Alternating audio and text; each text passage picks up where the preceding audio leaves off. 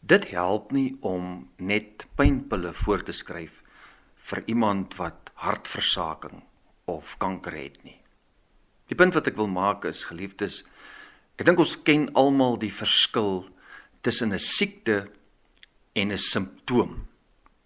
En ons weet ook almal, ware genesing kan net gebeur as die siekte, as die worteloorsaak aangespreek word en genees word. In die wonderlike brief van Paulus aan die Romeine identifiseer Paulus die werklike geestelike siekte, die worteloorsaak van die mens se probleem. En hy kondig ook aan wat die enigste medisyne en oplossing daarvoor is. Ja, die sonde is die mens se probleem, maar die siekte van sonde het baie simptome wat ons nou maar sondes kan noem. Maar is baie belangrik om vas te stel, wat is nou die eintlike probleem? Wat is die eintlike sonde? Die wortelsonde. En dan te kyk na die oplossing vir hierdie ernstige probleem. Nou reeds aan die begin van sy brief aan die Romeine meld Paulus die enigste ware oplossing vir die mens se geestelike siekte toestand, naamlik die evangelie. Hoor net hoe begin hy sy brief. Paulus, 'n diensknegt van Christus Jesus, 'n geroepe apostel, afgesonder vir die evangelie, die goeie nuus van God, wat hy reeds tevore deur sy profete in die heilige skrifte beloof het, aangaande sy seun. So die evangelie gaan oor God se seun, wat na die liggaam uit die nageslag van Dawid gebore is, wat na die gees van heiligheid op grond van sy opstanding uit die dood kragtig aangedui is as die seun van God, Jesus Christus ons Here. Nou sommer hier aan die begin, in Romeine 1, raak Paulus baie opgewonde oor hierdie evangelie. Hy het 'n passie vir die evangelie. Vers 16, ek skaam my immers nie vir die evangelie nie, want dit is die krag van God tot verlossing, tot redding, vir elkeen wat glo, eerste vir die Jood, maar ook vir die Griek. Party mense meen dat Paulus hier die stylfiguur van litotes gebruik, en dat hy eintlik wil sê, as hy sê ek skaam my nie die evangelie nie, wat hy eintlik wil sê is, ek is geweldig positief en opgewonde oor die evangelie.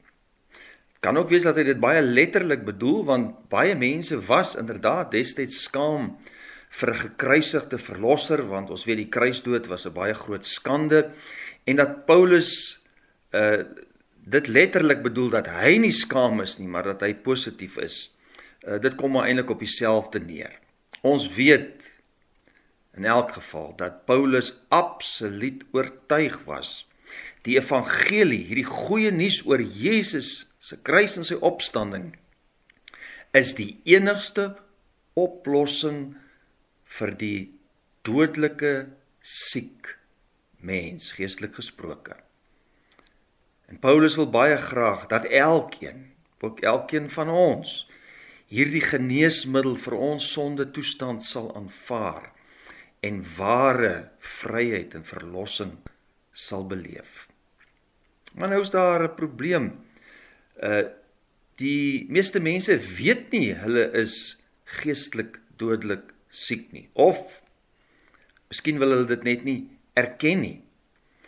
En dit skep 'n probleem, want ons weet ook op 'n fisiese vlak is dit 'n rede waarom baie mense doodgaan, want hulle weet nie hulle is siek nie, of hulle wil dit nie erken nie, en daarom soek hulle nie betyds hulp by 'n dokter nie. En daarom wil Paulus hier reeds in hoofstuk 1 die mens bewus maak van die erns van ons sonde toestand. Hy wil die worteloorsaak aanspreek. van die baie sonde simptome wat daar is. En hy doen dit in Romeine 1 vanaf vers 18 tot 32. En ons gaan nou nie in detail na die gedeelte kyk nie. Hier is hoofsaaklik 3 dinge wat ek graag wil uitlig. Paulus wys eerstens op die gevaar wat die mens se geestelike toestand, hierdie siekte toestand inhou. En dan tweedens ontbloot hy die kern van die probleem. Ons kan sê die kernsonde van die mens, die wortelsonde, waaruit al die ander probleme voortspruit. En dan eers kom hy by die gevolge, of ons kan sê die simptome van die mens se diep geestelike nood. So kom ons kyk eers en vra die vraag, hoe gevaarlik en ernstig is die gebroke mens se geestestoestand? Hoe ernstig is sy siekte in die oë van God? Ons kry dit in vers 18, waar ons lees, die toorn van God word vanaf die hemel geopenbaar oor al die goddeloosheid en ongeregtigheid van mense wat volhou om die waarheid deur ongeregtigheid te probeer onderdruk. Nou die woord toorn het eintlik maar 'n skaars woord geword in ons Afrikaanse taal. Baie van ons mense ken hierdie woord glad nie eers meer nie. Het word ook nie baie meer van ons kansels af gebruik nie. Maar dis 'n baie belangrike woord as ons die evangelie wil verstaan. Toorn is daardie heilige wraak en woede van God oor diegene wat sonde doen. Kom ons sê dit in eenvoudige Afrikaans, sonde maak God briesend kwaad. Nou ek weet, dis nie iets wat ons mense graag wil hoor nie, maar elkeen wat die Bybel eerlik en met 'n oop gemoed lees, sal sien, dis iets wat ons dwars deur die hele skrif kry. God is kwaad vir Adam en Eva, en hulle word uitgejaag uit die tuin van Eden. God se toorn word uitgegiet oor die mense in die tyd van Noag, deur die sonvloed. God giet ook sy oordeele uit oor Egipte. Maar ook oor sy eie mense. Dink nou maar daaraan Korag, Datan en Abiram wat in opstand kom teen Moses, wat op 'n skrikwekkende wyse gestraf word. Ja, God oordeel die goddelose Kanaaniete en hulle word uitgeroei. Maar God se toorn ontbrand ook oor sy eie volk Israel, weens hulle afgoderry. En ons weet uiteindelik het dit uitgeloop op die verwoesting van Jerusalem en die tempel en die ballingskap. Miskien sê jy, ja, maar dit kom als uit die Ou Testament. Wat van die Nuwe Testament? Dis tog net liefde, liefde, liefde. Nee, vriende, ja, God is liefde en Jesus is vol liefde, maar Jesus praat duideliker as enige iemand oor die hel. En hy gebruik die woord Gehenna om die begrip hel te verduidelik. Dis daar die ashoop by Jerusalem, 'n rokende, stinkende plek vol wurms, verlate, 'n simbool van God se oordeel. En ons kry dit dwars deur die Nuwe Testament, tot aan die einde in Openbaring, waar ons skrikwekkende beelde kry, om die toorn van God uit te beeld. Gaan lees maar Openbaring 19, van vers 1 tot 16. Skrikwekkend. Ons moenie illusies hê nie. God is toornig oor sonde. Dit bring ons by die tweede saak. Wat is nou die grootste sonde? Wat is die kernsonde, die wortelsonde? Ons kry dit in vers 21. Want alhoewel hulle God ken, het hulle hom nie as God geëer of gedank nie. En dan gaan hy aan om te wys hoe God ontken is deur hierdie mense, deurdat mense die heerlikheid van die onsterflike God verruil het vir allerhande afbeeldings van 'n sterflike mens of van voëls en ander diere. Om dit saam te vat, die kernsonde is eintlik afgodediens. Wat daarop neerkom, dat mense, alwel hulle weet daar is 'n lewende God, hom nie as God eer of dank nie. Ja, selfs al sê hulle, ons glo in hom, in die praktyk van ons lewens word hy nie as God geëer en gedank nie. En Paulus se punt is dat niemand eintlik onskuldig is nie, want uit die skepping kan ons mos sien, daar's 'n almagtige God, maar ons verruil God vir valse gode.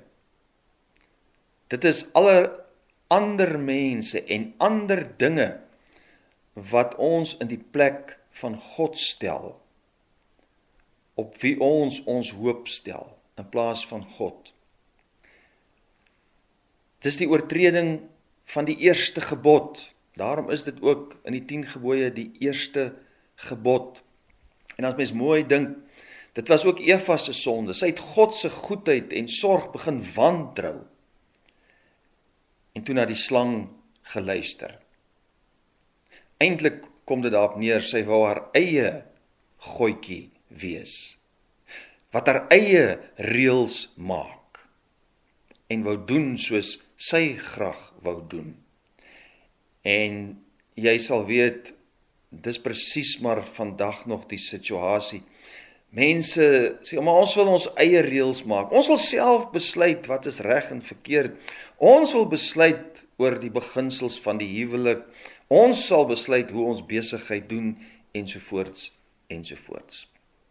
En dan in die derde plek, wys Paulus op die gevolge en die simptome van hierdie kernsonde van afgodediens.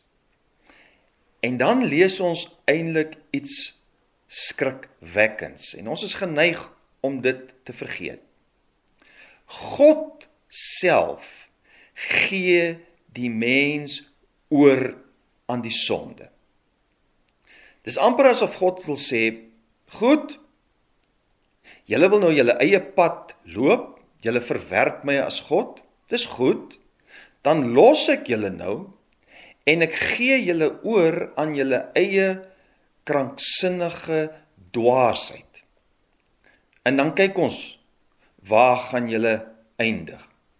Dis amper soos 'n ouer wat, nadat hy nou baie gepraat het met klein Jannie, gesê het, jong, leer vir jou toetse, en Jannie wil nie, en dan kom die ouer op 'n stadium en sê, goed Jannie, ek los jou nou, gaan aan, en kyk nou, waar eindig jy, as jy nou al jou toetse dop. God gee die mens oor aan die sonde, en Paulus noem dit 3 keer hier, ek gaan net vinnig daarna verwys, vers 24, daarom het God hulle deur middel van die begeertes van hulle harte oorgegee aan onreinheid, naamlik om hulle liggame onder mekaar te onteer. Hulle wat die waarheid van God vir die leuen verruil het, en geskape wesens aanbid en gedien het, in plaas van die Skepper. Vers 26, daarom het God hulle oorgegee aan oneerbare drange, want hulle vroue het die natuurlike seksuele omgang verruil vir omgang wat teen die natuur is. Net so het ook die mans die natuurlike seksuele omgang met die vrou laat vaar en vurig begin brand van begeerte na mekaar. Mans het met mans skandelikheid bedryf en in hulle self die verdiende loon vir hulle afwyking ontvang. En dan kry ons dit 'n derde keer, vers 28, en omdat hulle dit as verwerplik beskou het om aan God erkenning te gee, het God hulle oorgegee aan 'n verwerplike denkwyse, sodat hulle onbetaamlik optree. En dan noem Paulus verder al die simptome. Net so vinnige opmerking, dis nogal opvallend dat Paulus heel eerste, as hy by hierdie lys van simptome kom, homoseksuele verhoudings noem, dis asof God sê, julle het nou als onderste bo gekeer, julle eer die skepsel in plaas van die skepper, ander woorde, julle eer die mens en geskape dinge in plaas van my, die skepper van alles. Wel, nou keer ek julle mens wees ook onderste bo.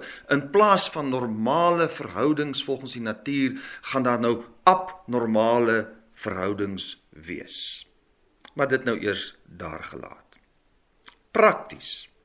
Julle weet, ons maak so dikwels die fout om by die simptome te begin. Die wêreld soek oplossings vir gesinsgeweld, vir mishandeling van vroue en kinders, vir die probleem van huweliksonmin en egskeiding en losbandigheid. Ons soek oplossings vir verslawing aan baie dinge. En dikwels word baie geld bestee aan nuttelose raad en behandelings. Nee, ons moet eers 'n oplossing kry vir die kernprobleem. En ons het gesien, die kernprobleem is afgodediens. Anders gestel, die kernprobleem van die mens is rebellie teen God. Dis waar ons moet begin. Dis die saak wat aangespreek moet word. So waar begin ons verlossing en ons ewige genesing? Ons moet ons bekeer van ons kernsonde, van afgodediens. En hoe word ons bevry van afgodediens? Deur die evangelie te glo, deur vir Jesus Christus te buig, deur hom as Here te aanvaar. Julle sal weet, afgodsdiens behels dat ons eintlik ook valse beelde van God maak. Ons maak vir ons 'n God met 'n klein letter wat pas by ons grille en giere en ons sondige leefstyl en ons sondige behoeftes. Ons moet daarvan afstand doen en ons aan Jesus onderwerp. Ons moet voor hom buig en hom aanvaar. En hy sal dit regstel, want Jesus self is die ware beeld van die onsigbare God. Kolossense 1 vers 15. Die Seun is die beeld van die onsigbare God. In Jesus, in sy optrede hier op aarde, soos ons dit veral in die evangelies lees, sien ons wie is God werklik. Vol van genade en waarheid, soos die Johannes evangelie dit vir ons sê. Hy, Jesus, wys vir ons wie is God en hoe ons God moet eer en aanbid.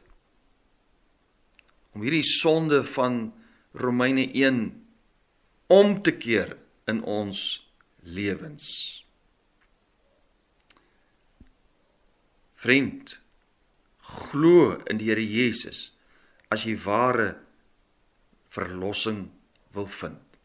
Glo in die evangelie van sy genoegsame kruisdood, sy genoegsame betaling vir al jou sonde. Glo in sy opstanding en oorwinning oor sonde, Satan, dood en hel. En so herstel hy jou verhouding met God en genees hy jou van hierdie afgodery, sodat jy God weer eerste in jou lewe kan stel.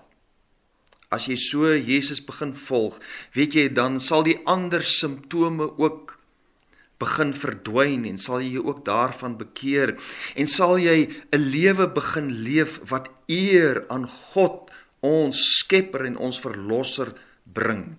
Begin by die begin, glo in die Here Jesus en bekeer jou tot hom. Vind bevryding en verlossing in Jesus. Ja, God oordeel. God is toornig, maar weet jy, dis opvallend, oral in die skrif, wanneer hy sy oordeele aankondig, dan dui hy ook die pad van redding aan. Reeds daar aan Adam en Eva in die tyd van Eden, maak hy die moederbelofte, die oorwinning oor sonde en Satan, kondig hy reeds daarin aan. met die oordeel van die sonvloed skep hy 'n geleentheid vir verlossing. Noag moet die ark bou en die wat in die ark is word gered. En so kan ons aangaan. Jesus wil jou ook red van die oordeel en die toorn van God. Hy wil dit vandag doen. Nou. Amen.